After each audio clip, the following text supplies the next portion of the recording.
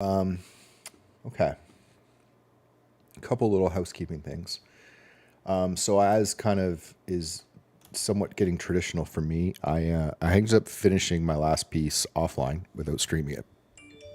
Just again, I get into certain spots where I just find it really hard to stream and solve complex problems, I guess, at the same time.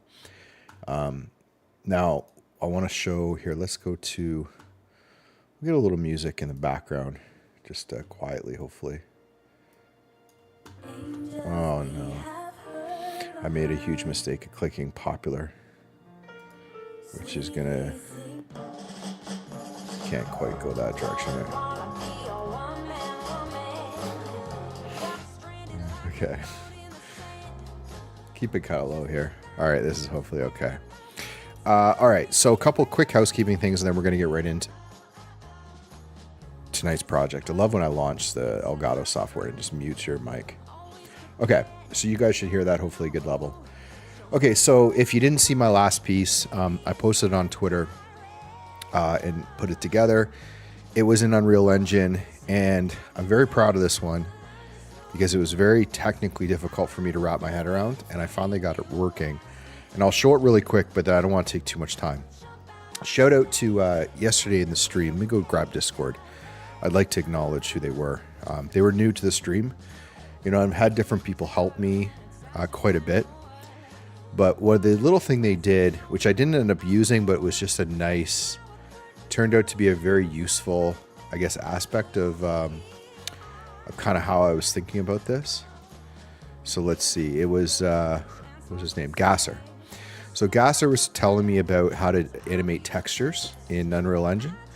And as it turns out, you can go into a texture and you can actually animate the texture basically just in the viewport. So it just sort of goes and does its own thing.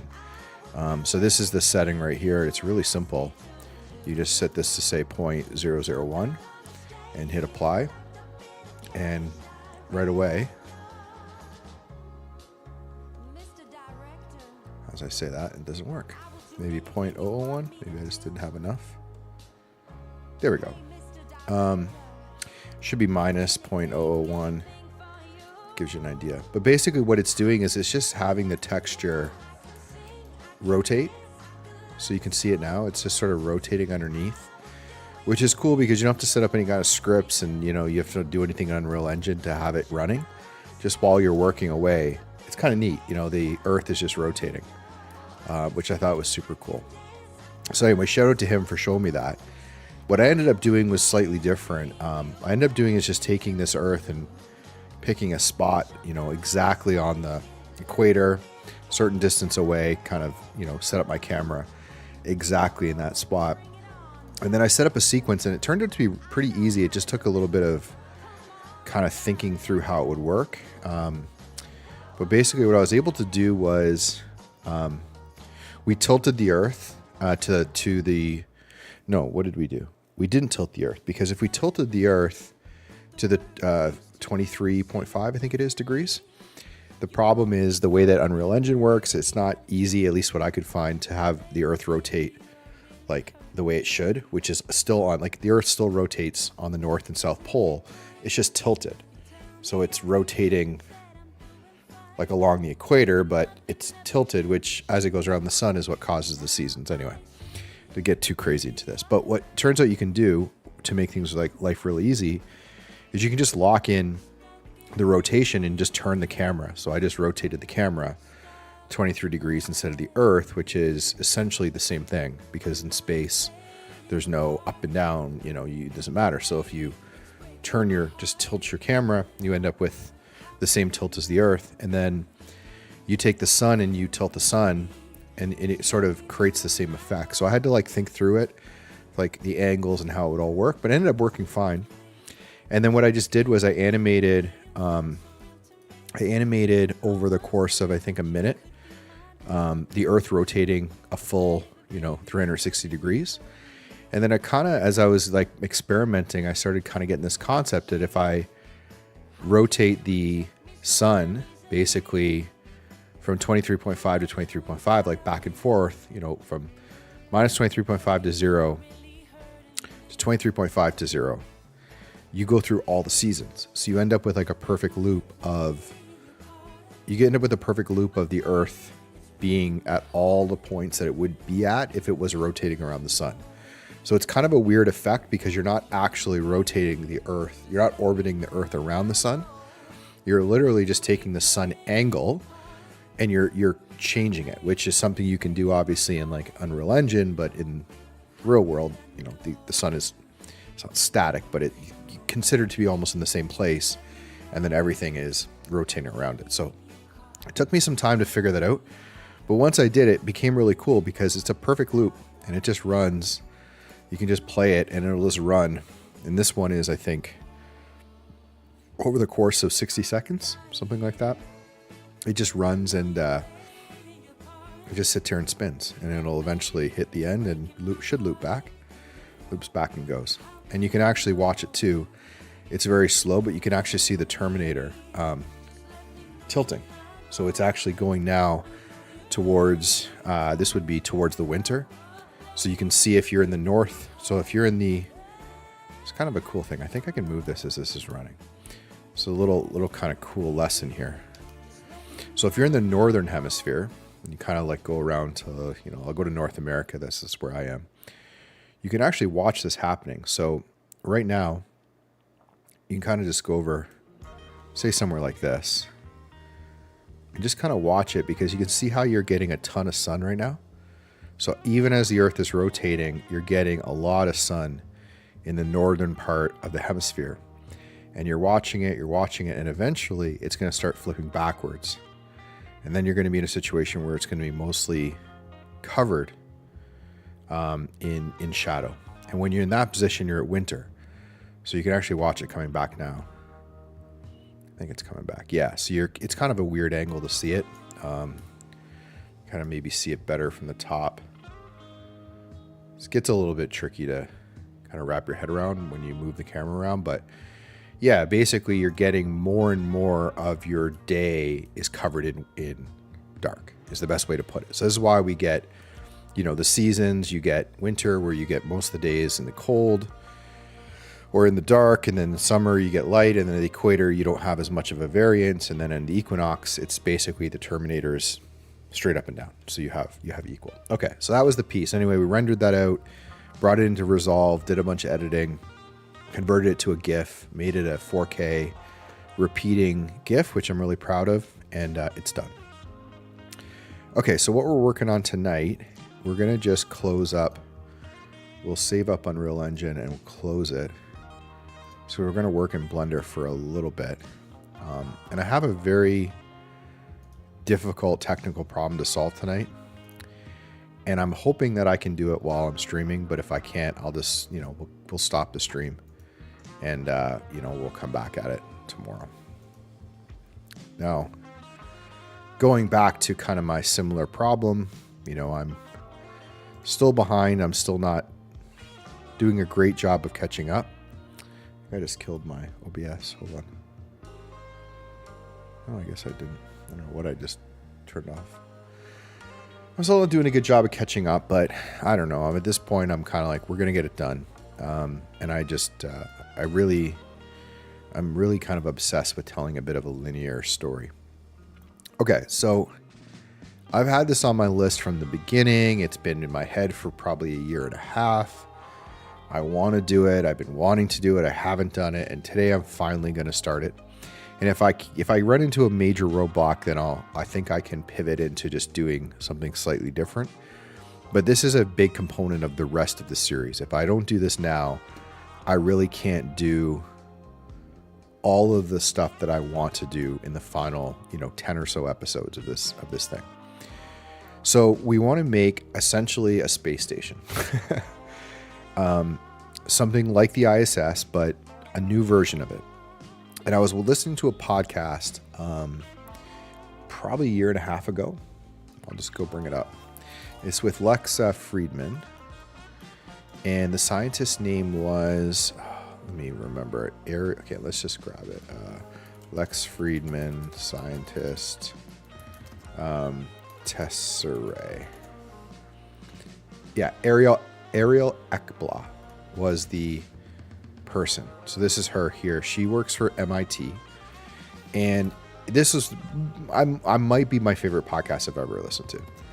And the reason why it was so cool is because most of the time she talked about this concept right here. Self-assembling space architecture. Like, if you are a space nerd, or you are a sci-fi nerd, or you are just love like science stuff, and I don't know, if you're like into anything in that world, this is the coolest concept I've ever come across. And I don't know if it'll ever be a reality. I hope it becomes a reality, but if it doesn't, we're going to make it a reality in my world. So here's the basic idea of what this is.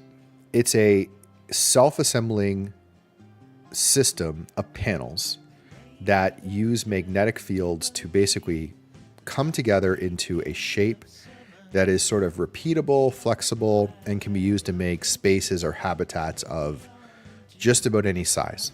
And she gets into crazy stuff around how they like different models of how it would work and different objects and how they, but it essentially is these geodesic domes.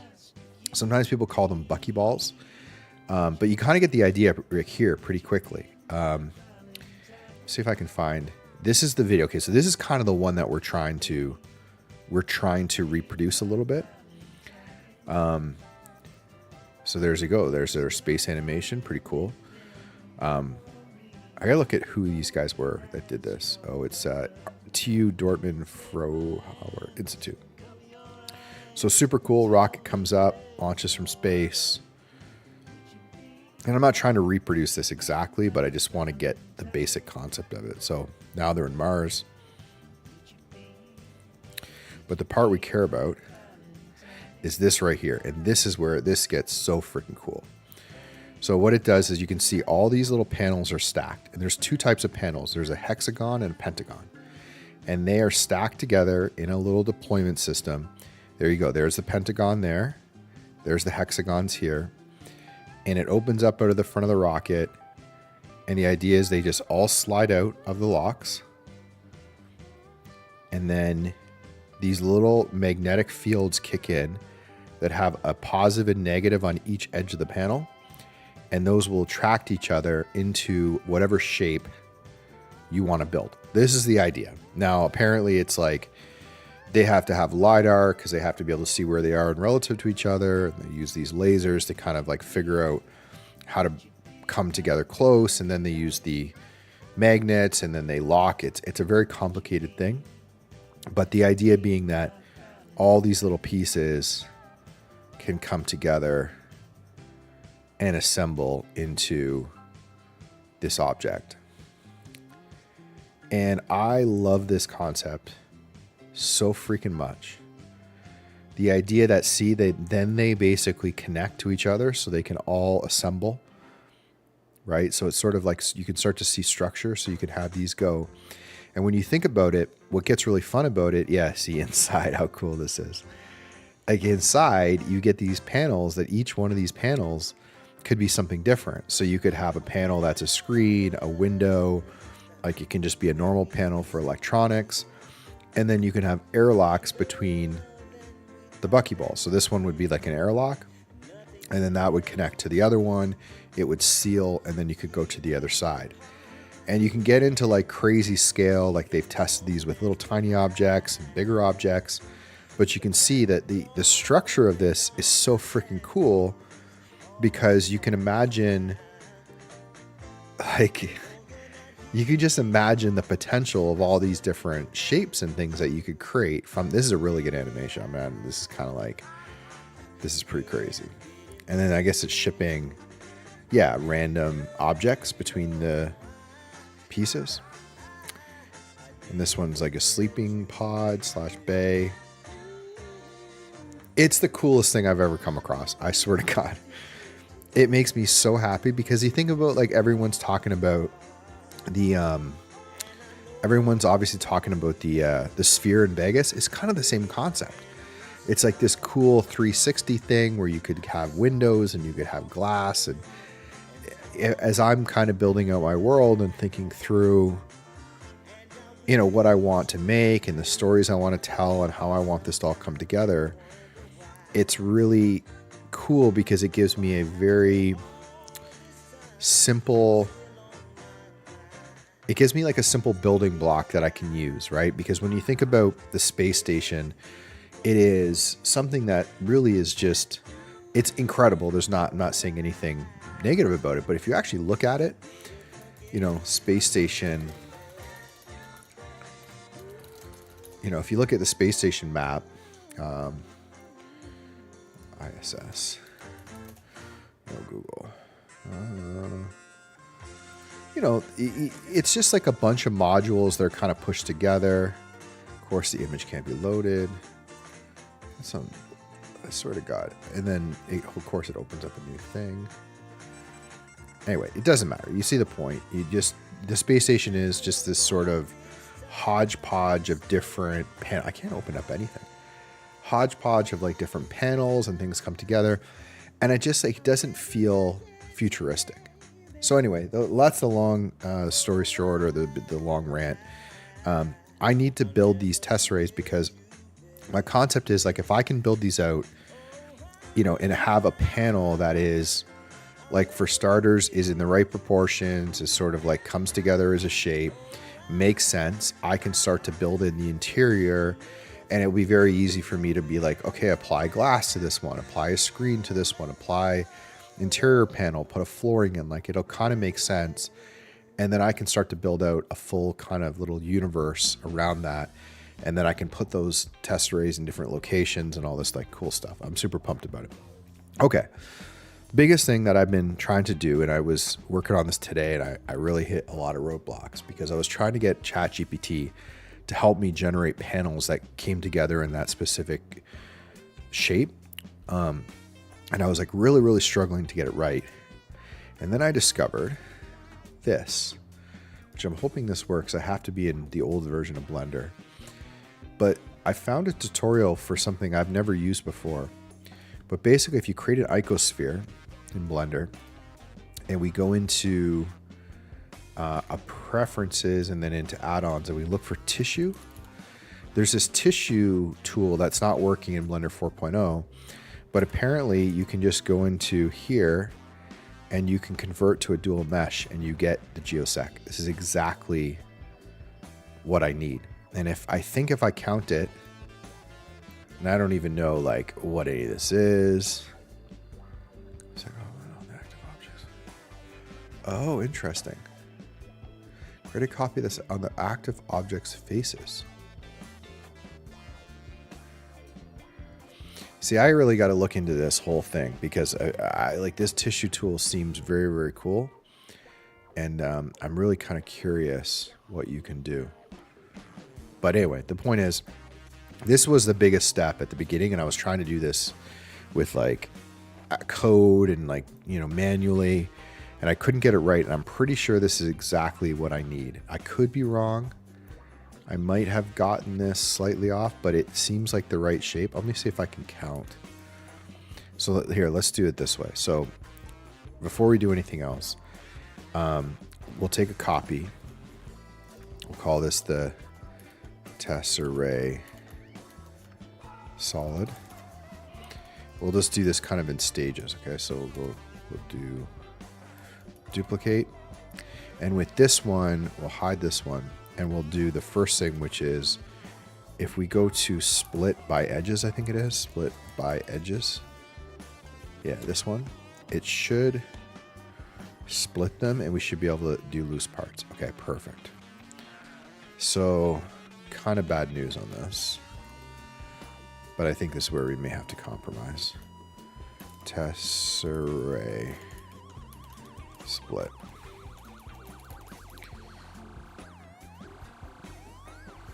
Yeah, I think, okay, so I think that the white paper, so I have these all up here. Let me see if I can find it. Unfortunately, so this was a 32 tile setup. Ah, that sucks. Although it's funny because it really does look, I wonder what that is. Maybe it's just the amount that I used at the beginning. So maybe we can experiment with that But now I have essentially each individual piece, but I do have 43 instead of 32. So we're going to try to get it to 32. And if we can't, then we'll just go with this, because the concept is exactly the same. It's just not exactly the specs that I was trying to do. See if I can get it a little different. Some background. Okay, so this is our split ones, and I want to experiment with adding some thickness to these, because the idea is that we want these things to have actual dimension, because if we have dimension, we can put like a nice trim, we can figure out how to put glass between them. They're going to look a lot better. And we could do this a couple ways. We could do this with a wireframe. We could do this by adding a solidify modifier. And I don't know the right way to do it. So my goal right now is to be like, get something that can create these test arrays, create the panels, make the panels essentially look good, you know, kind of bevel them, add some materials, make them look, you know, right as much as I can. And then, you know, get them eventually into Unreal Engine. If I can do that tonight, then I can tomorrow work on the animation and all that stuff. Okay, so let's try a couple things. So this is the first test array, and I just want to kind of do this in order. So this is the first one. So now I'm going to try another one, and I'm just going to see what happens if I go to the icosphere and I look at the settings. So right now it would have, I don't know how many faces, but if I go to 1, let's just see what happens at 1. So at 1, if I go to Q, no, if I go to tissue, okay, so that's not obviously not enough. Okay. So interesting. Just experimenting, just want to see. So that doesn't really do anything. Oh, it kind of does. I don't think that's what we want. Icosphere definitely seems like the right way.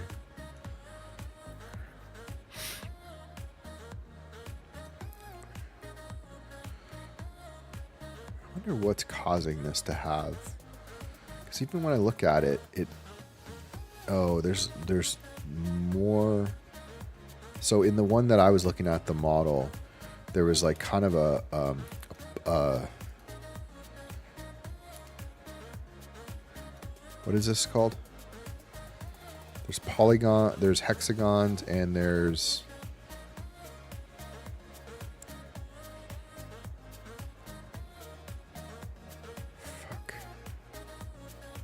man, I can't find any music that doesn't drive me nuts anymore. I just want something chill in the background.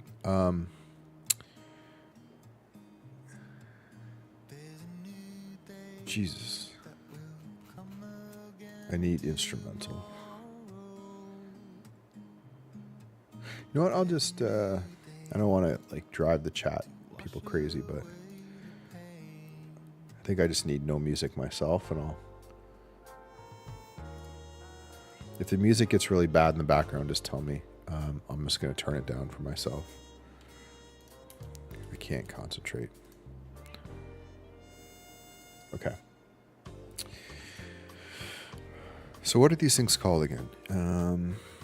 Pentagon and hexagons. So I think that there's too many hexagons in this one versus pentagons, because if you look at the maps, you can kind of see it here. There's the circle, and then right past the circle there's another pentagon, and this one there's a circle. Oh no, this is right. So there's a circle, and then a pentagon, and a circle. Oh, there's like this extra. Something's a little bit off.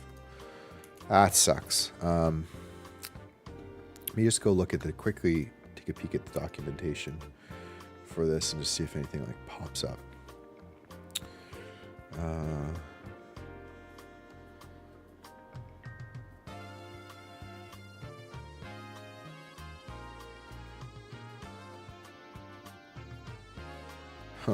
I got to learn what this all is. Tessellate dual mesh, convert to curve. Interesting. Reload changes. Component of the face of the active object base.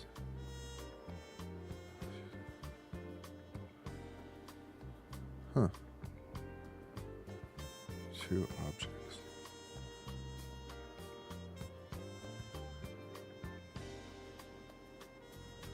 This is crazy.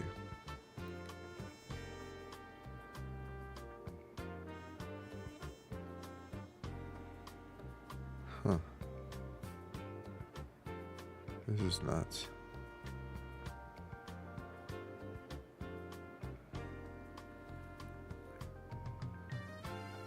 Okay.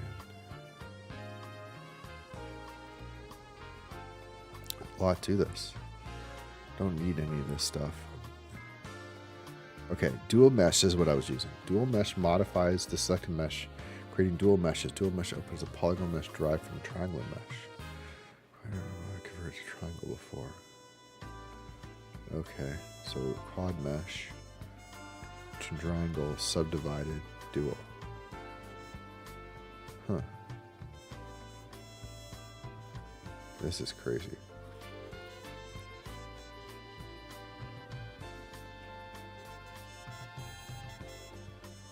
This is getting into some pretty wild stuff.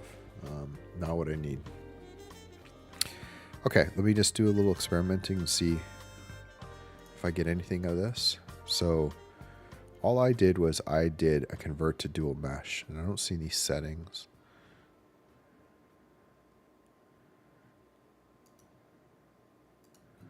Okay, so that's essentially the wireframe, which is cool.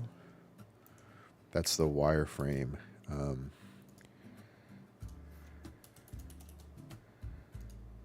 So that, okay, so this is useful in the sense it creates us a wireframe of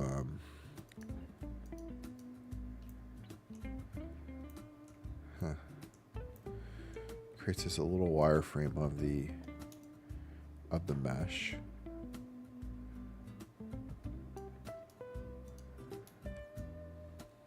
Not exactly what we want, but I don't know if that creates multiple segments. I'm not sure why I would need that, but let's go back. Random materials, we don't care about that. I'm kind of curious about the two object thing. Let me just try something. I'm just curious, like, can this thing connect somehow?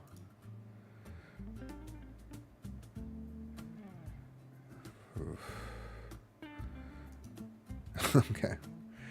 So it may, oh, I see. It kind of makes, does it make the, it's almost like it's trying to make the object out of the other object. That'd be interesting if you created, like, I don't know, let's see what happens if you create like a, I don't know, like a big cube, right? And then you hit both of these and you hit tessellate. You say probably the opposite.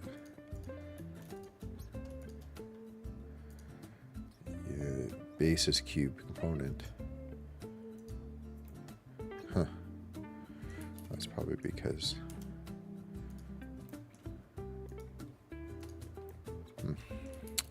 I don't know. I don't know what you would use that for. But I think, like, this is, for me, this is probably enough. Because, we can figure out, like, these won't be crazy to align. We should be able to, figure out what the heck. Should be able to figure out how to align, two of these if we needed to. Maybe connect it to. I think they're all hopefully the same size. Yeah, I don't know. Okay, so we know that doesn't do anything. So we have our original test array. We're going to just go with this, I think, for now. I want to see about the thickness thing. So a couple ideas I wanted to experiment with. So one would be adding a solidify first to the object. So if we go into wireframe mode, we see that we have like a bit of a thickness.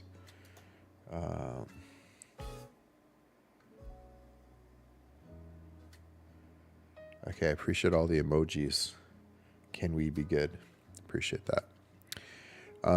Yeah, so this one would be like you have now a little bit of a thickness, and then the question is what happens now if I separate it.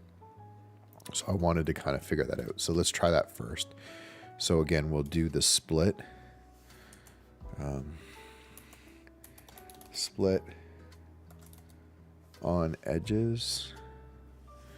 Edges, faces by edges. And then separate by loose parts. Okay, so when we do that, what happens? Let's pull one of these out. Okay, so what do we get? So good news is we get the shape, which is really good. So we have the edges, the curves, all that looks really good. So from a panel standpoint, these are really good. We can basically model each of these. But I think from a like connection standpoint, they're going to overlap. So if we go in and look at one, yeah, they're going to overlap each other. So they're not going to really fit. So I wonder if we could try a couple things. We could try going out first. That's an option. So I think we went in. So we'll go out. I don't know what that did. What did that do? Or offset opposite? I don't actually know what that's doing.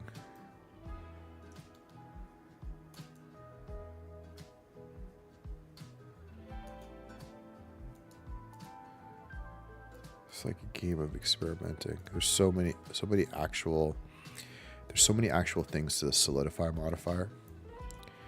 I just have to trial and error this. So I don't know what the heck's going on.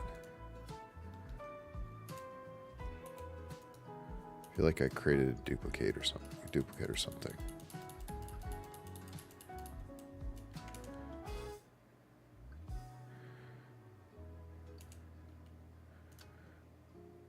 Okay. Solidify.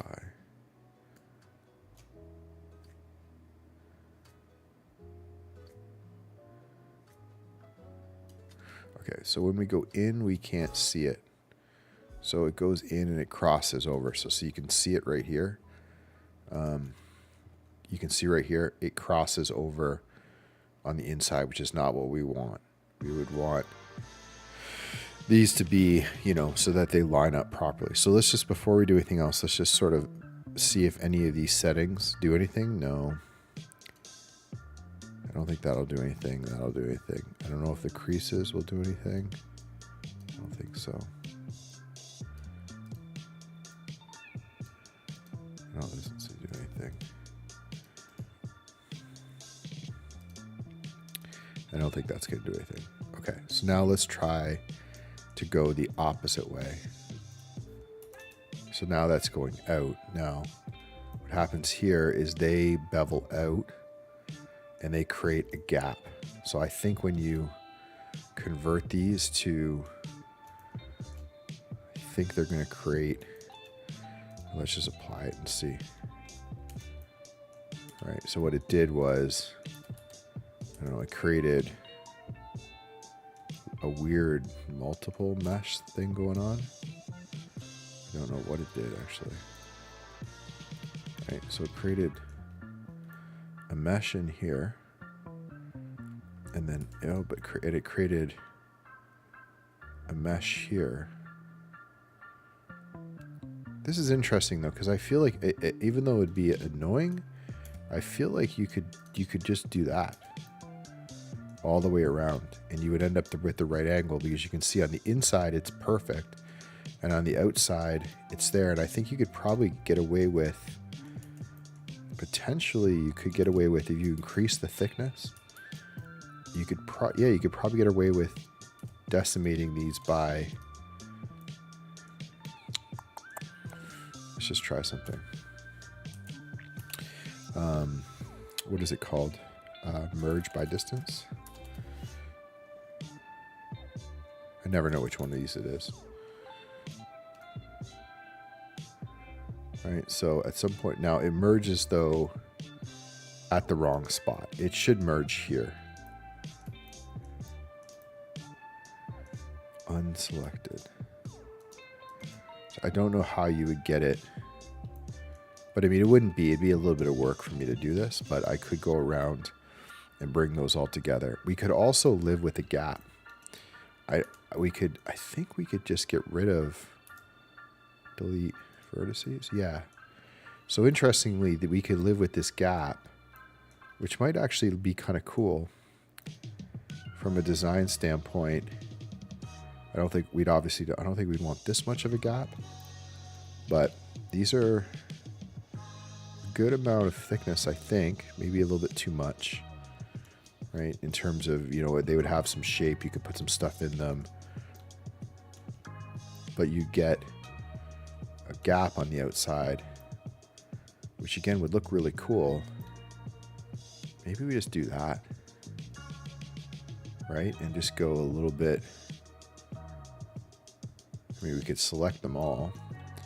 I think we could even bring them in. I wonder if we could select them all and scale by the individual. I guess let's just try something. So say we select all of these and we scale by, what is it? I think individual origins. No. No. No.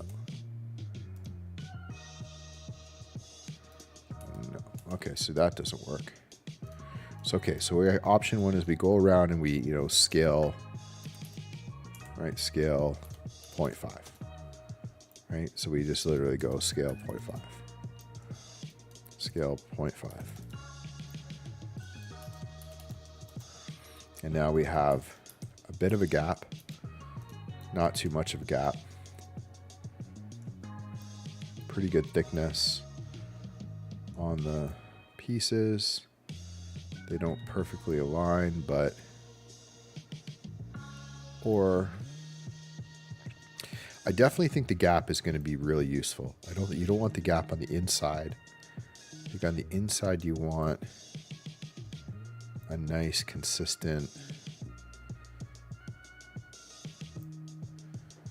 setup.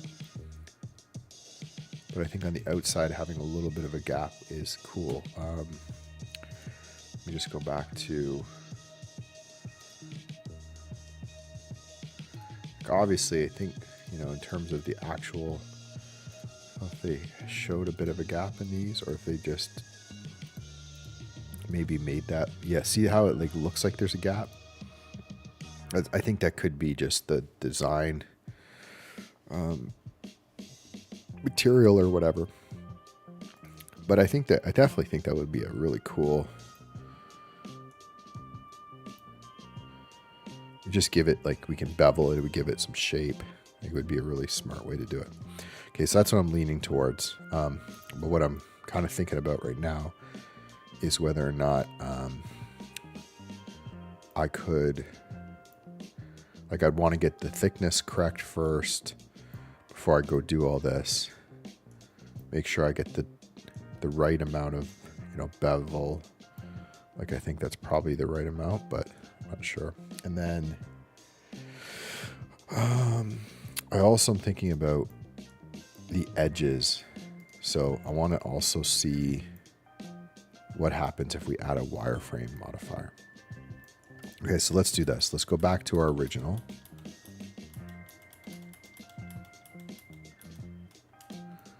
Right, because we have, let's get rid of where we deleted that. Okay, so this is what we're working with right now. So this is with the,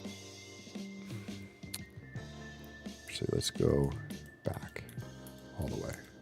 We have to do this in stages or else we're gonna trip ourselves up. Okay, so this was the original solidify. So what we want to do is duplicate this once. Okay, and then we'll say tessera, solid, thin. Okay, and then this one, we're going to get rid of the modifier. So this is, I think, the original, the original setup with just the thin lines, nothing else to it. From a size standpoint, these are 1 meter. I don't think that matters. We should be able to scale them up. They're not going to have an issue. So I think 1 meter is fine. Let's just leave it as is. Okay, so then this one is our thick one, which we're going to experiment with. Okay, and this one, we want to try, I think this exact setup is good. So let's apply the modifier. And then I wanted to try here. Actually, let's try one thing quickly. I wanted to see what this did. No, that's the wireframe. Okay, I'm overthinking this. This one was good. So what do we want to do? We want to get rid of all of these. I think we may be able to do it as a line. Let's play it safe.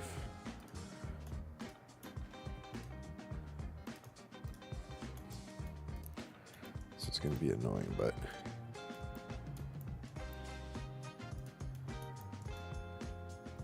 we should be able to just do this as, yeah.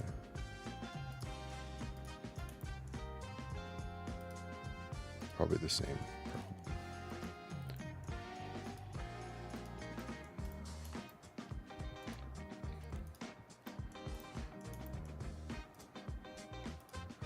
And then again, the cool thing with these is they don't have any, because they're completely,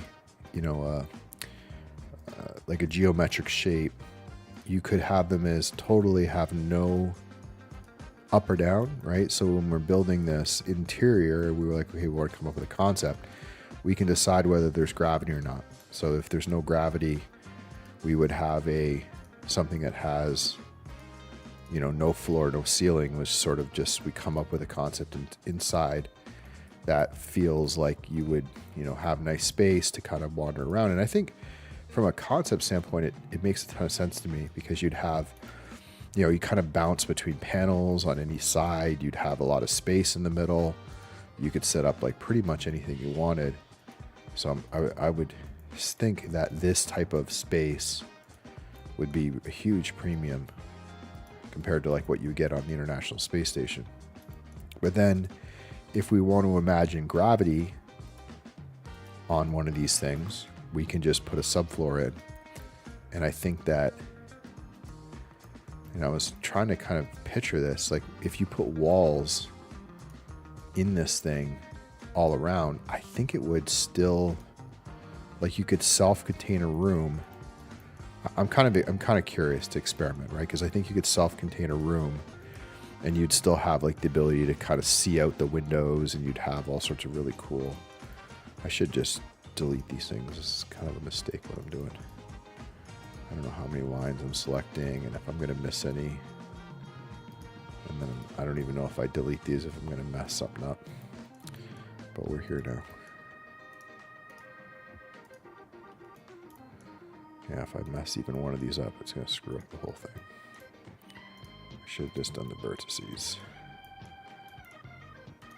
Oh, see? So careful.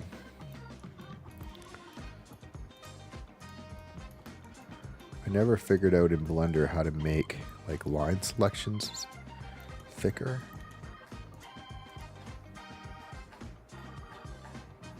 Might have to get my little dog water. Those that know, she drinks like a liter of water and then doesn't drink for the rest of the day.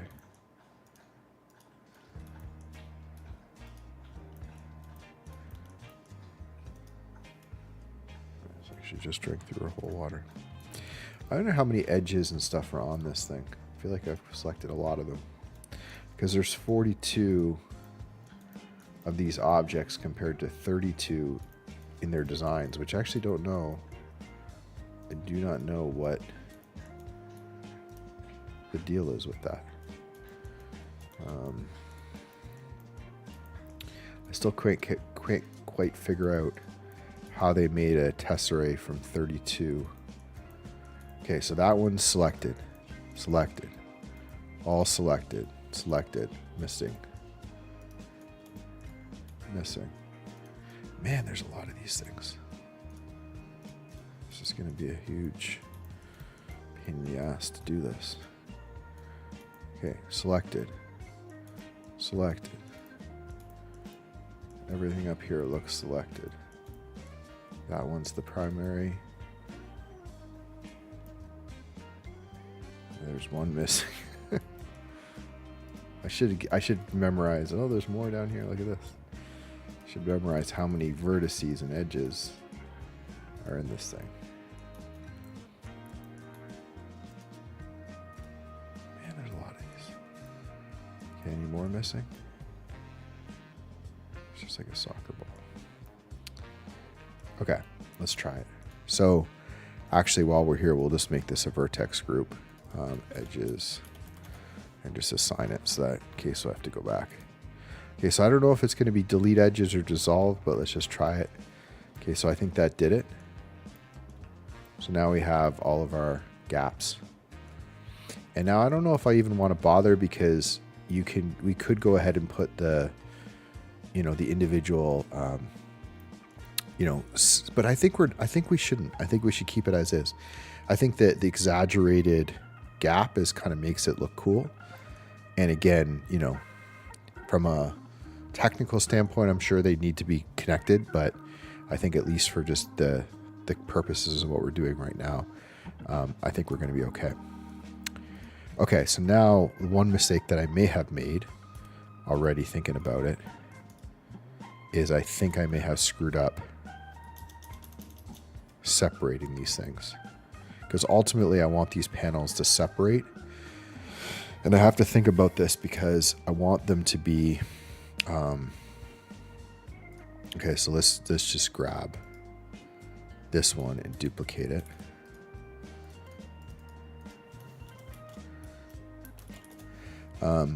Because what happens is, like, we're going to do that animation.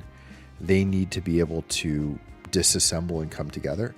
And I've been actually thinking about this. I think from an animation standpoint, instead of doing like a physics sim, which I was originally going to do, I think if I created all the objects in their current position, there's a couple options. One is called a in Blender. I've really haven't used it a lot, but it's called a what is it called? It's a mesh thing. It's like people use it for animation. God, what is it called? It is called...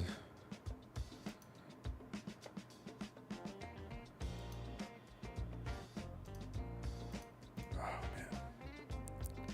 It'll come to me. But basically, it's like a position of the mesh. So I think that you could potentially save it in there. But actually, from an animation standpoint, if they're just all individual objects, I could just keyframe their positions here. And then what I was thinking is I would keyframe their positions like exploded. So I would sort of like, and I think there's a way to do this. I've seen ways to it, but you could just then take all of the pieces and sort of just bring them out, and then keyframe them there. And then from there, it could be sporadic.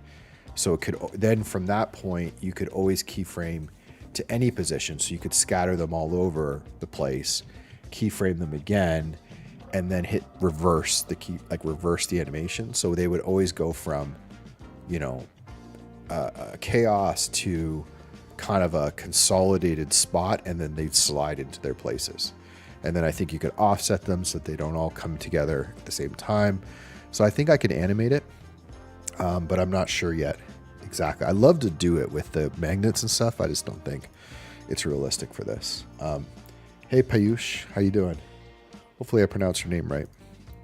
Let me know if you have any questions, but I'm just working away here.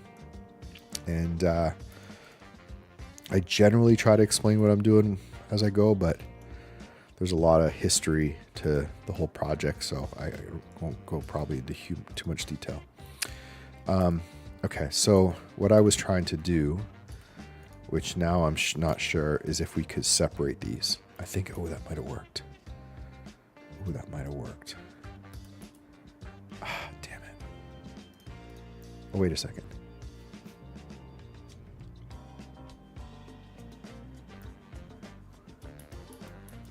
Wait a second. Okay, before we separated that, what object were we working on? So get rid of this one. So this object. Okay, so now let's try separate by loose parts. Perfect. Yes. Right, so now, wait a second.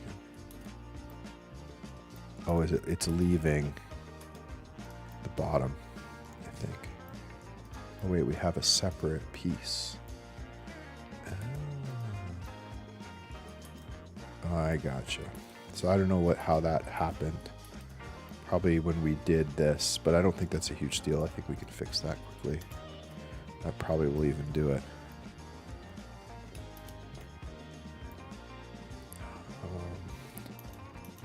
Let's see.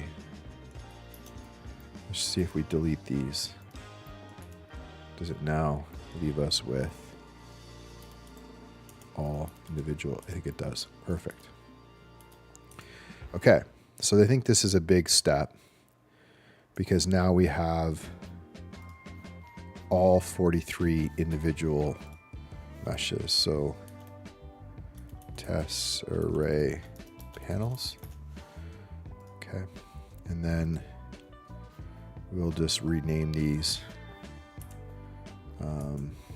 Q. I don't know what happened in my batch rename. All right, and we got to get out of here soon to into Unreal Engine, or sorry, into Blender 4. Okay, so we're gonna do set name, and we're just gonna call them test array panel, and then it'll give it a name, number, right? So we have 42 panels, which is fine. Okay, and then we have, okay, so just to kind of get a little feel for this before we go any further, if I wanted to, here, let's do some saving. So save as, C projects, so we're on 19, self-assembly space architecture.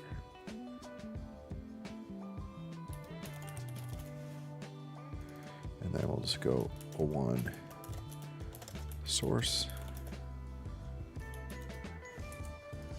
02 working, 03 output, 04 archive. This is just how I normally set up my projects. And then 19 self-assembling space architecture. Okay. So now at least we have a copy. So what I was trying to get at here is that we can do two things. We can make the panels look better by, adding a trim and, insetting them all and doing like all sorts of really cool stuff. But we also can test out an animation. So I want to kind of test out the animation part of this quickly. So before I do anything else.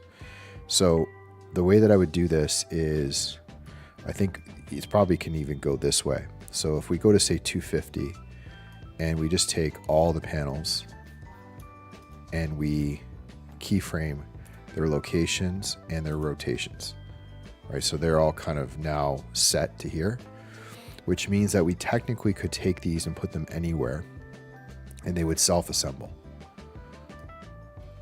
Pretty confident. I don't know what happened to my keyframe just there. Oh, because we have to select them all. I think we can do this. How do we add keyframes to all of them at once? There's a way to do this.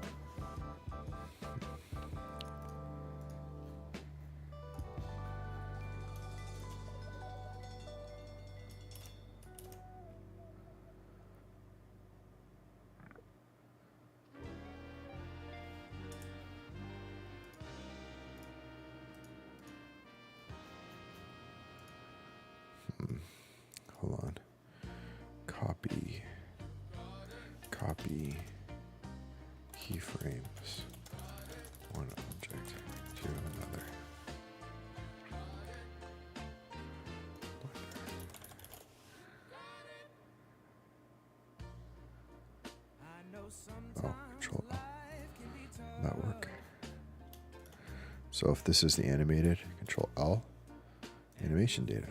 Okay, sweet. I think that worked. Okay, awesome. So what happens is we have now keyframes for all of them. So if you go here, we can collapse the channels, I think. So there's all of our panels. You can see they all have the same endpoint, which is the assembly.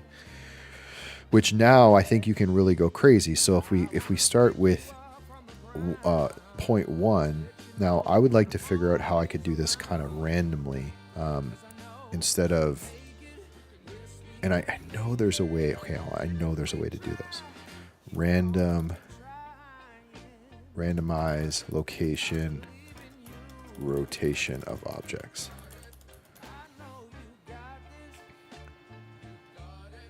I think it's like a tool, right?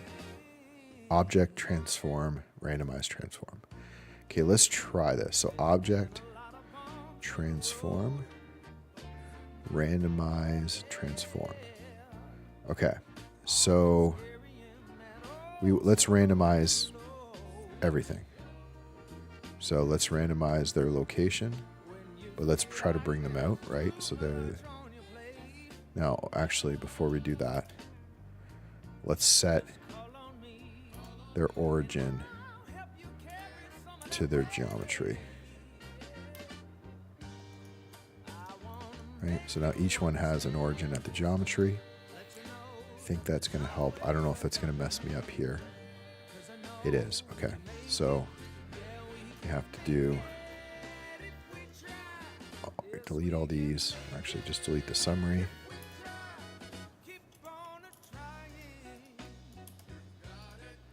And it's switching. Okay, hold on. Go back.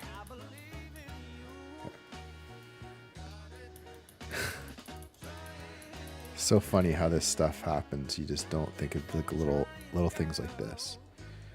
Okay, so now first thing we have to do is do origin to geometry. So now their origin points are the same. Now we can go to the end. No, damn it.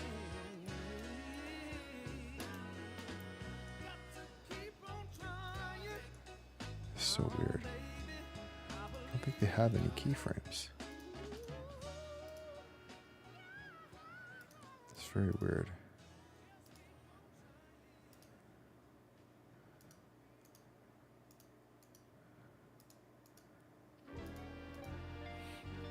Okay. All the origin points are correct. I don't see any keyframe data. So let's go to 255. Let's keyframe 1 up here. Let's go to all of them. Let's do Control L. Let's link animation data. No, shit. Okay, because we don't want. Damn it. Damn it, damn it, damn it. Now I can't think through this at all. Delete. Okay, they all have a location. All the locations are correct, all the origins. We want to keyframe each of their locations and rotations, which are going to be different. While their rotations are all, ideally, their rotations would be different. That's the only thing that's kind of bad is the rotations didn't, they all have, they're 0. I don't know if that's going to matter. Okay. Oh, hey, Keegan, how are you doing? How's life? Trying to get myself through this problem here, and I'm trying to think how I could do it without individually keyframing every one of their locations.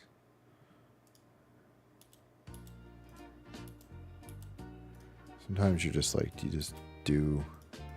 you just spend more time thinking?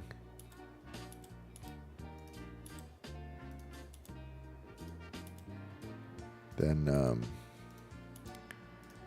you know, there's only 40 of them. So let's just do it this way.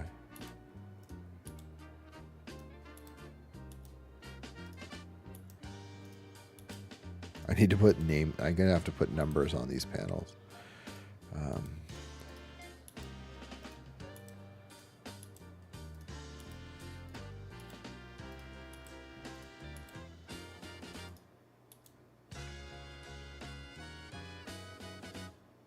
Oh, awesome. Yeah. Keep trying. Good luck.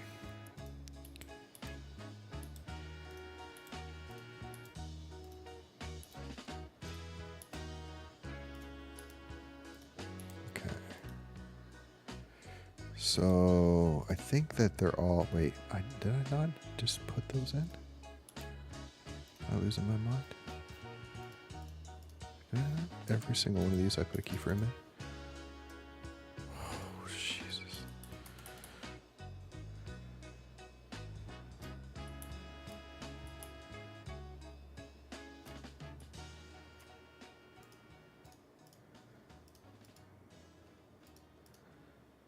My brain now is like, does not know what's going on.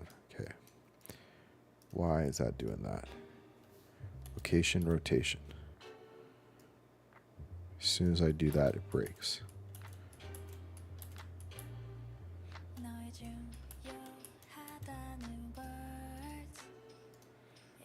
So, how can I fix this? I want to apply keyframes to the current. How can I apply keyframes to the current rotation and location of multiple objects? Let's see if it gives me anything. It doesn't seem like this should be complicated. Each object has a different location. Their rotations are all the same. If we hit a keyframe on them, I don't really understand what's going on with scale's fine, origin's fine. I don't see why.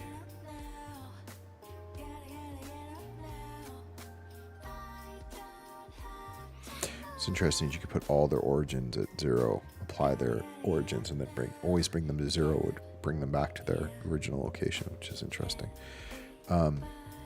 Okay, so like what happens here? So if I hit a location on this, every one of them breaks. Don't get this.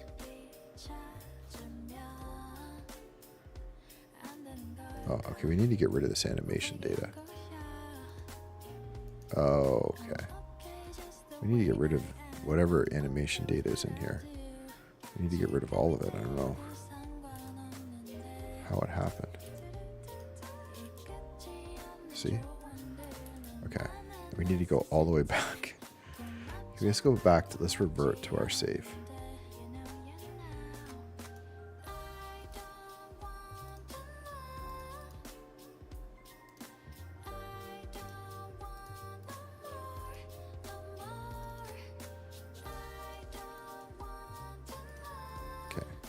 Yeah, that was a very weird one.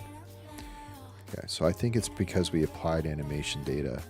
I think the first thing we need to do is origins geometry. That shouldn't cause any issues, so timeline, no issue here. Now, each one of these ones needs to have its location applied.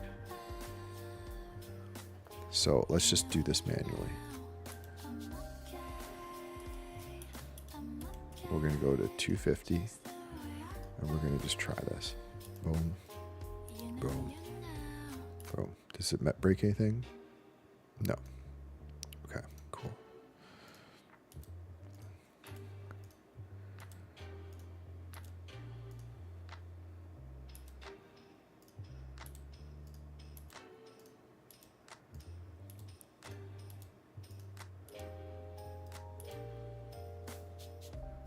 Oh, that's not fucking hell.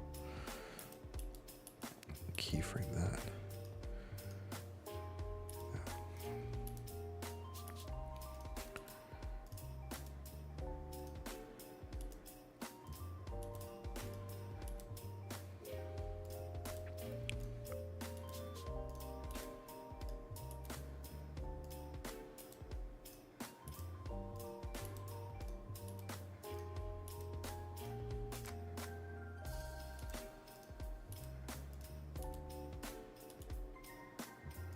The other thing that's kind of interesting I like to think about is if I turned on the gravity simulation, they would just kind of randomly float.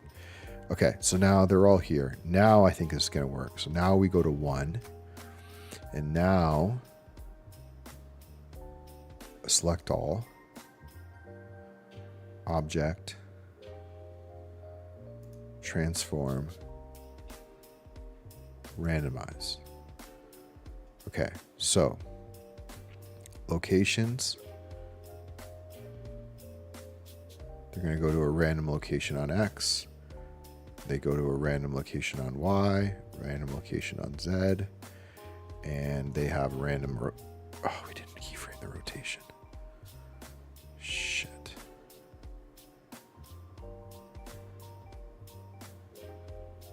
Okay.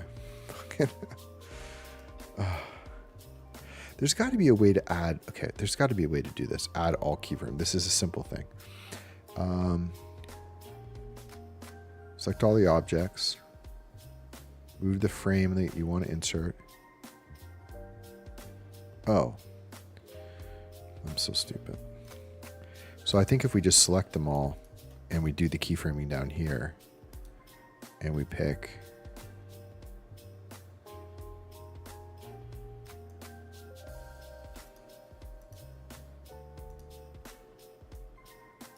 did it do it?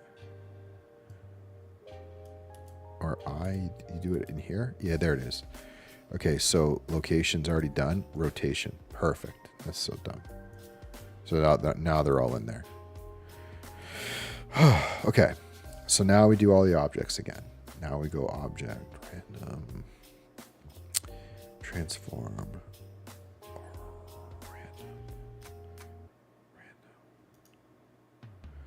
Okay, so now we have a random. Now we can randomize a rotation. No, what is going on? What is going on?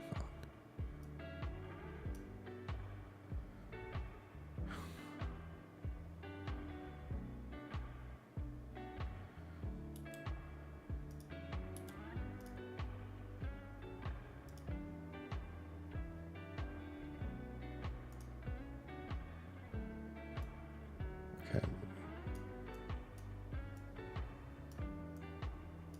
It's not letting me. Oh, there we go. Okay. We don't want to randomize scale.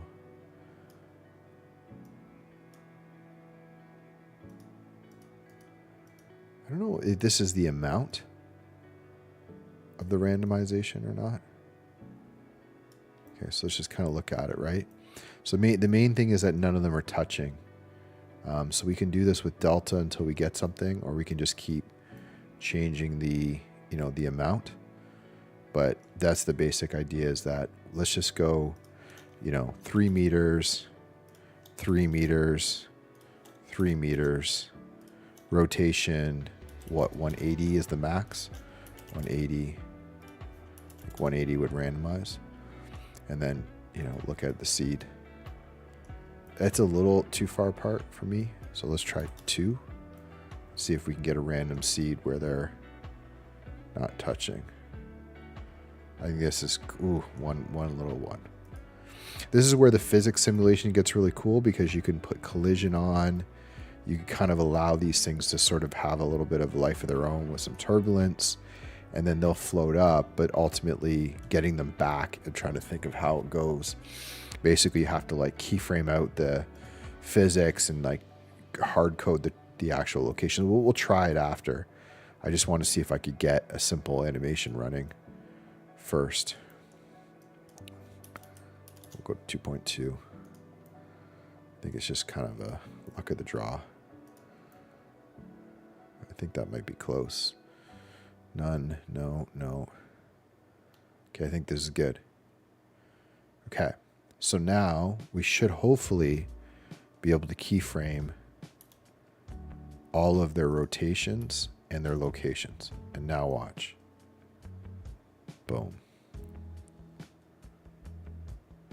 So here is the good and the bad, right? The quick is this is super easy. We just have a simple animation that kind of assembles, but they're going to collide.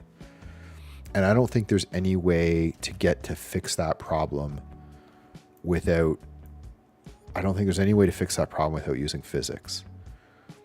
But at least we have it. I mean, it's kind of annoying. We could maybe set them up to kind of maybe stay further away from each other, or maybe we could offset. I think there's, probably a lot of different ways to do it, right? So we all know we need them all to be, you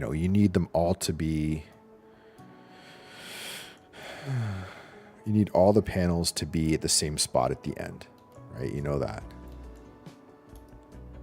So you just make sure that at the end, they're all there.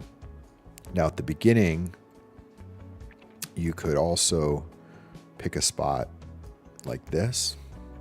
Just trying to think out loud. You could pick a spot like this and keyframe that, and then offset them so that they all kind of come together at different times. And you could probably, because they're probably numbered, like 42 is probably opposite of, I guess not. I thought maybe it would have some numbering, when they come together.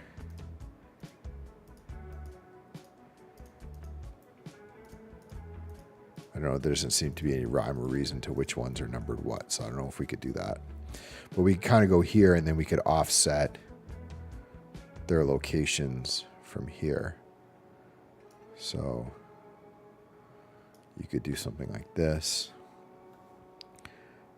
I, location, rotation. And then here you could, I'm trying to think if there's a way to quickly offset these. We could manually do it. This one gets here first, and then this one, and you know what I mean? You sort of just kind of offset each of their locations. I'll show you what it looks like. So just, it ends up being, you can't really tell from here, but you would end up having them just, someone move really quick and get into place. See, like these two here go really fast, and then others take their time, but it still can cause collision. I don't know if it necessarily gets us where we want to get to. So let's just save this for a second.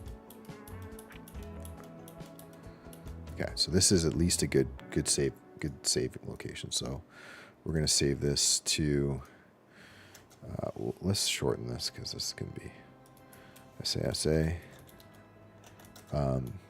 animated.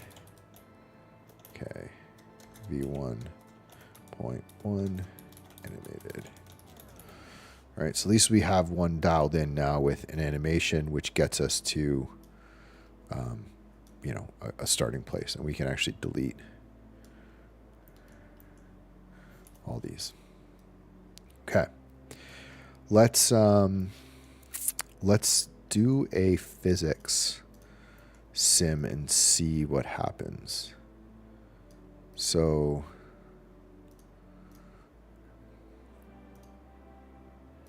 Okay, so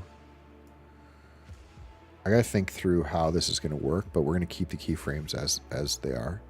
We're gonna go into all of them, and we're gonna add physics, and we're gonna add collision. This is where it gets kind of messy, because when they come together, sometimes if you don't have the right settings, they'll just blow apart. So we're gonna have to kind of figure this all out. Okay, so that's collision. And we want to make sure, well, let's go collision on the first one. And then see what happens here. Okay, so let's save this as physics.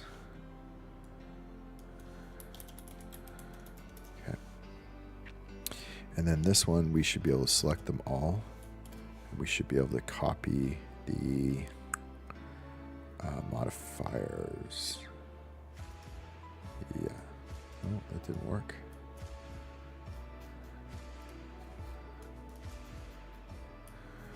Copy. Okay, there we go. So they all should have collision now. So I don't think it's going to do anything. Maybe because the keyframing. I have to think about this. Okay, so they all have collision, at least now. And then if we go into the world settings, we want to turn off gravity. Remember where that is. Volume, ray visibility settings.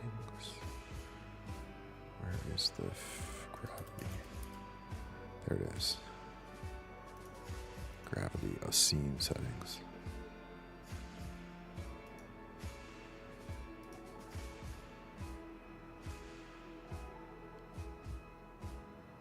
I don't remember.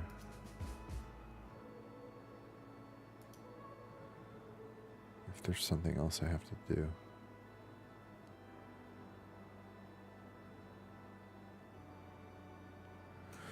I feel like do you have to do the rigid body? Oh, I think you do. Yeah, I don't know what its collision is. Passive collision, maybe? I can't remember now. Let me just think through this for a second. Okay, so let's just say that we did this. Shape, we'll call it mesh, even though it's what?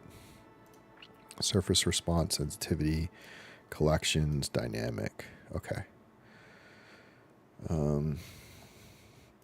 What does the constraint do again? No, we don't want that. Ooh, what do we want? What do we want? No, I think the rigid body will handle collision.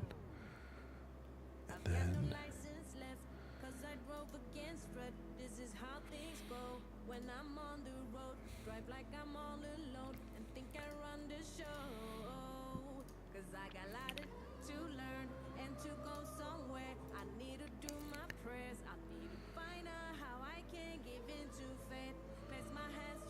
if there's anything else you have to do.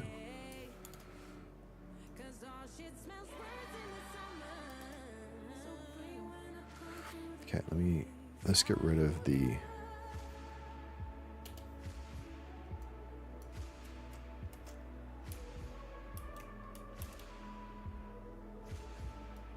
okay, so at this part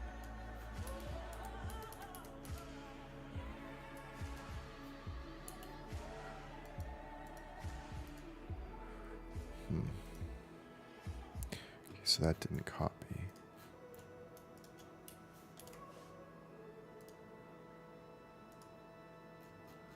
What is going on here? Are these not considered? Oh, they're not considered modifiers. Okay. Is there a copy for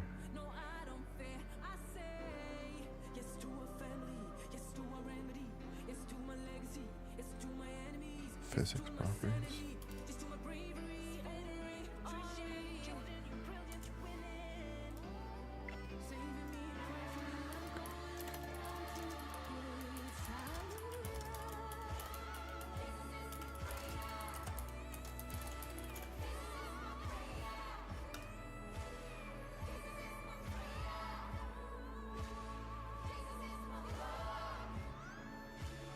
Oh, physics panel under object tool.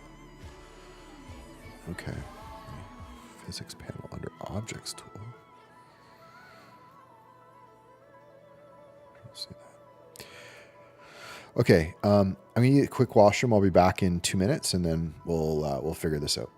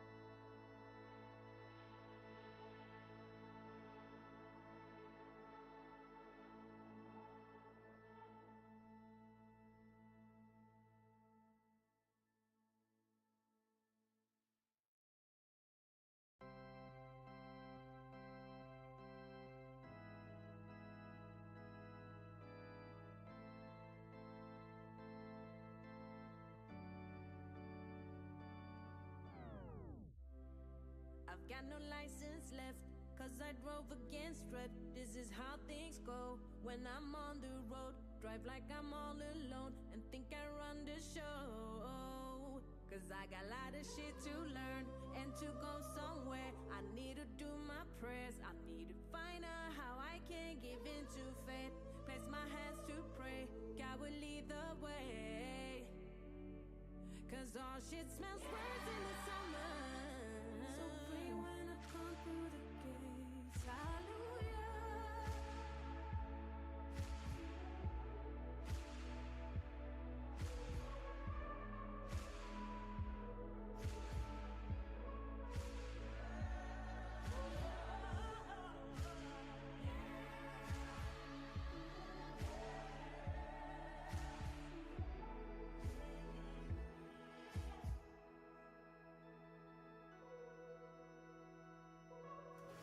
All right, let's see if we can figure this out. So I'm just going to go double check. It's been a while since I've done physics. This is a very old version of Blender, so I don't know where they're getting this from.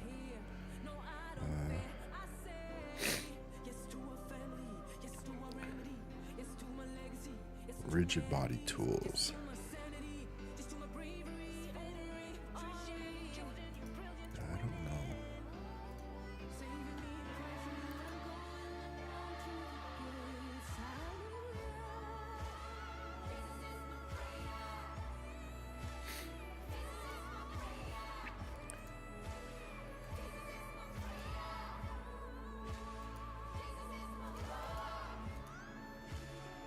Yeah, like I don't understand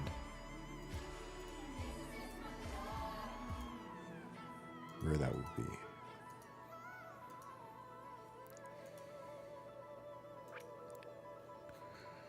Okay.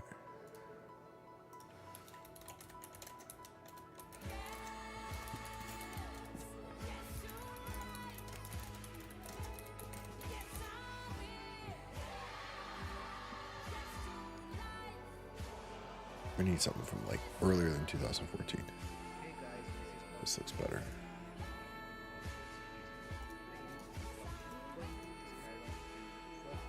Why do we need a plugin? They have copy attributes.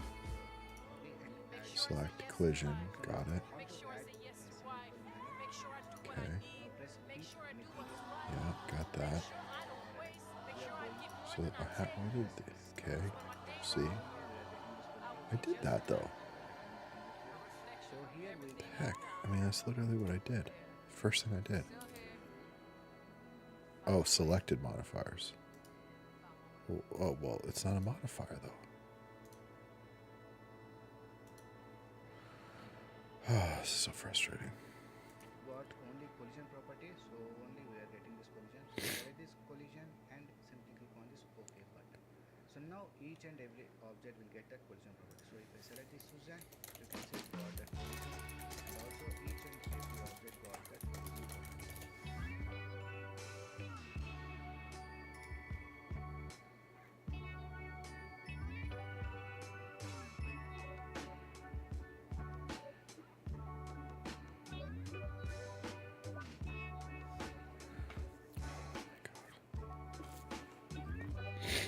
I don't understand this. Rigid. Okay, so object, rigid body. Copy from active. Sure. This one is active. It has a rigid body, right? Object, rigid body. Okay. Add active, add passive. Remove, change shape, calculate mask, copy from active. Okay, cool. Did that work? Okay, it did work. Okay, now I just have to remember how to turn on the simulation. Okay, rigid, no gravity, simulations, Blender.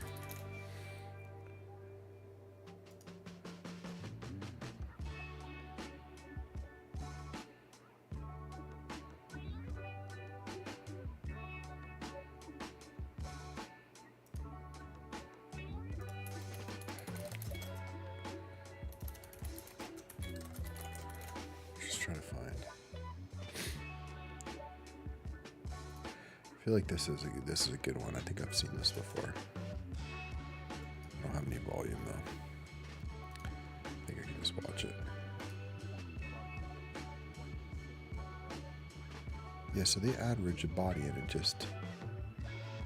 might just be because it might just be the gravity thing. So if there's no gravity, I don't think there's any reason for them to move. Like there needs to be a push, something at the beginning. Maybe let's just see what happens. Oh, okay, if we turn... Let's just turn gravity on. There we go. As expected. So, this is what happens when you get a bunch of objects together. Okay, but what we could do is, I think if we try them all now, and we do our random,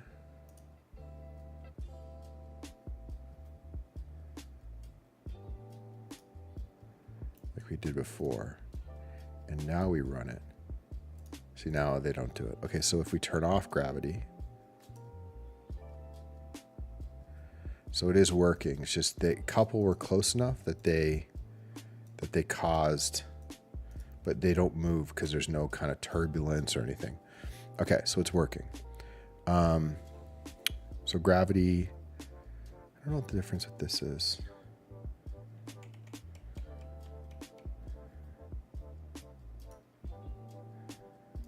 No, let's just try something. Same thing. They just kind of couple are too close to each other, so they go. But at least we have an idea. Now, we don't have those keyframes at the other location. That's the only issue. So I'm just curious what happens if we put a keyframe. If you put like a keyframe in here, even at this point, and you say keyframe for location and rotation, and then you play it, what happens?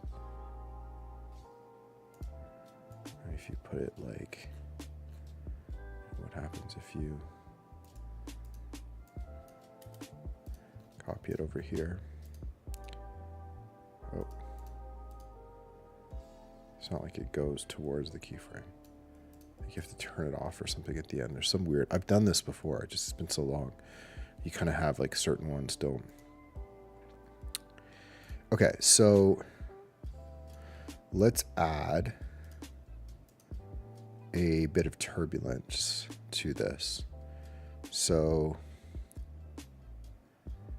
you can do basically just turbulence should do it. I don't even honestly think you have to do anything else. See, it starts to create that kind of just general floating, right? And other than those pieces that hit each other, just to do with how close they are together,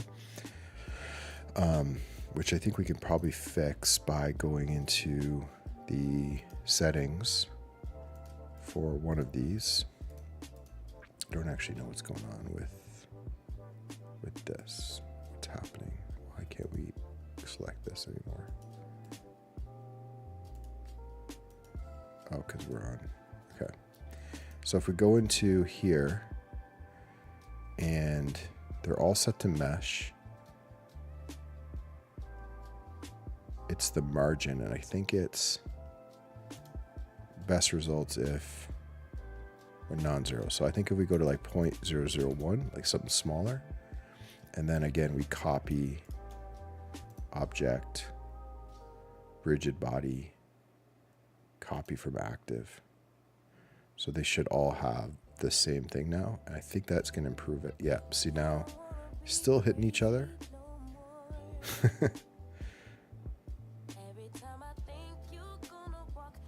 I'd have to look at why. Like they should bounce off each other. So, okay, so Blender physics objects flying away when colliding.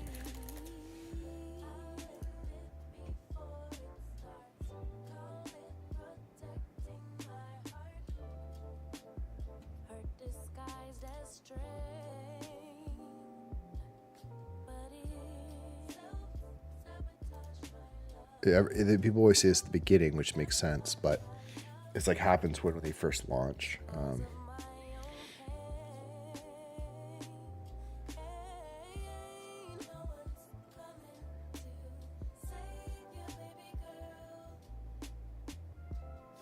Interesting. So I wonder, if we can, if the objects, like if we need to add, maybe we just need to add some more geometry to them.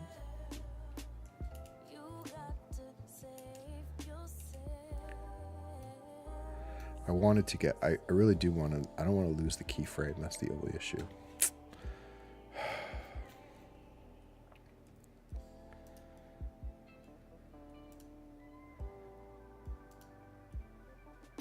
I'm going to go back to this one just for a second. I realize that you can just kind of mess up the things. I don't want to, I really need to have these keyframe at that spot. At some point, they need to get there. I can't lose that. So I'm even going to take a backup now of this collection. And I'm just going to call this animated. I will turn it off. And then this is going to be the new one. And this is going to be physics. So what we're going to do is we'll keep both keyframes and just see what happens if we keep at 0. We go to the first one, we add physics, rigid body, we'll keep the mass the same. This is interesting. I have to look at this because this might be what I need to have both, right? So I wonder if it will combine, like if you can combine the animation. There's not much info on that.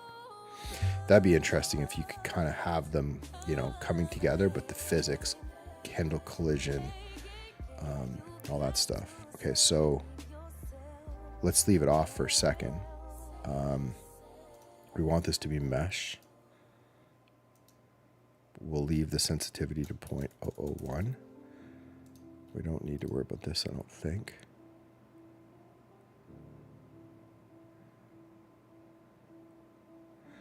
Okay, and then let's grab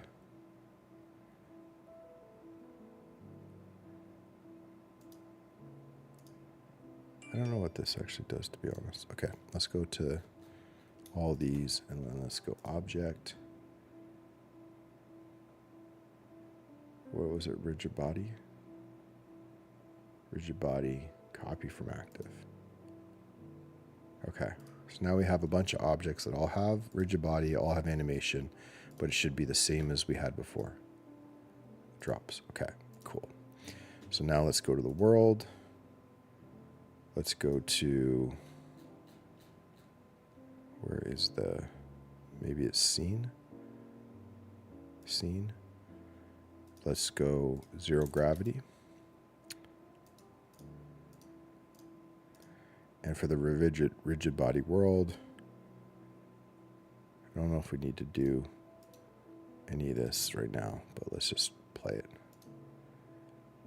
Okay, so it's a little better in the sense that but they're still, when they collide, they really fire off. So what we want is if they collide, they just kind of bounce off each other. So we'll figure that out.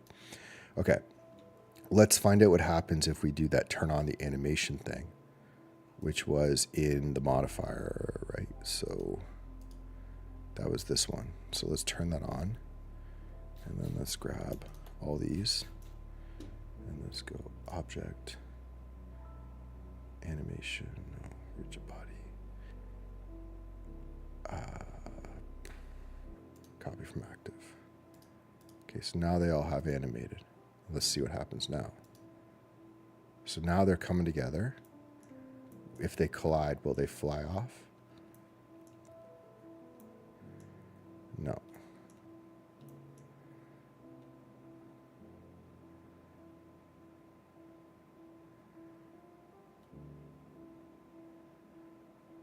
Okay, interesting. It just sort of overrides it. So let's try to do that again without them. Object, rigid animation, rigid body. Okay, now I'm just going to try some things here.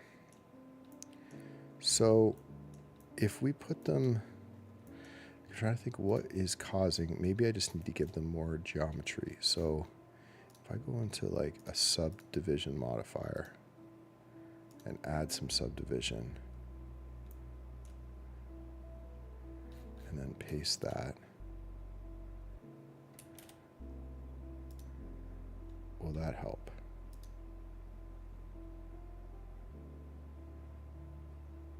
Not really. And obviously now they're all messed up. They all should use the same mesh. That's another interesting idea. That they all use the same. It'd be nice if they could all use the same mesh, because then I could just modify one of them.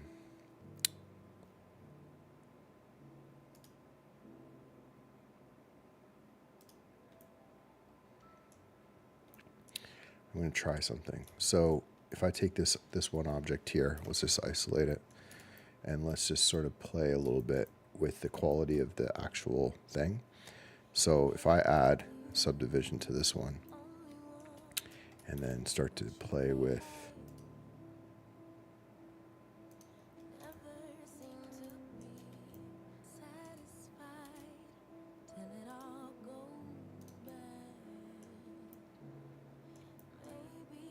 this, may be a bad idea. Yeah, because I would have to add. Yeah, I don't think that's going to work. Okay, let's not do that. Let's add a bevel. Okay, that's going to work.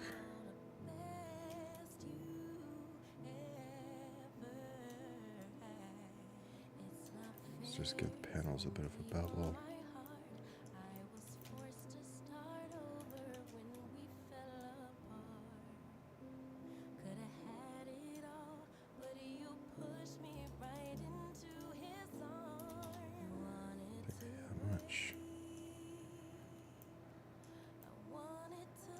And then let's inset them a bit there. Actually,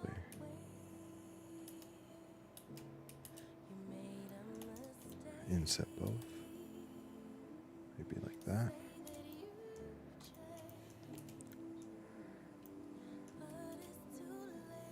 And then we'll add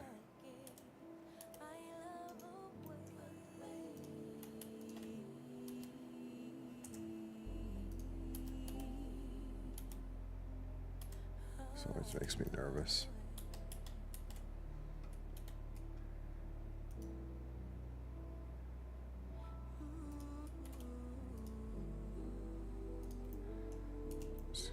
Did I mess that up? I think it's okay. Oh, sorry. Okay, so we have a bevel, and now I wonder if I add a subdivision to that, can I get away with it? I think I can. Yeah. So now it's going to add a bunch of geometry.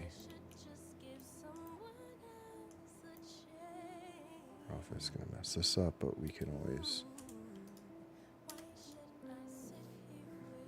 Wait. The double face? No.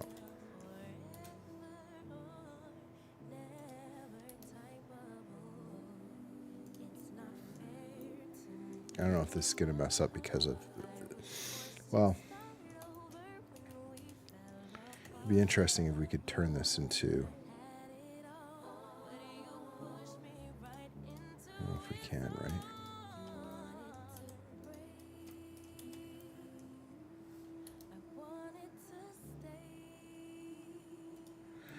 I'd want to think a little bit about what the right pattern is for this. So, we were talking about before, we're going to turn each panel into something.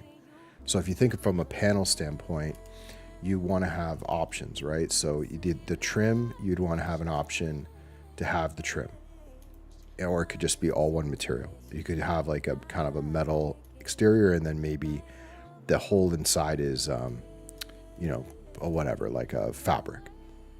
And then you might want to have an option to have all this knocked out, so there's a trim, but there's glass, double-sided glass, which is you'd want to have set up. And then you may want to have an option where there's a portal between, like you saw in the video. So sort of setting up the geometry for this is kind of important. And right now we have an end gone, and it'd be nice to kind of figure out how to get rid of it. So let me just, we definitely can do, we'll do one more loop up here. Then we'll go in to, I think probably we would have maybe an inner portal, maybe halfway point. I think it's probably a good idea. And then another loop, and then another loop, and then another smaller one, and then a small. Something like that would probably, although it's interesting. Did we get both sides? We did. And then let's turn off the subdivision. So that caused some weirdness to the whole thing. Oh, because that's why. What the heck? I think I had proportional editing on at some point and I screwed this up. Okay. Right now we're good, right? Shade smooth. I don't think this, oh, does this have like a wobble to it?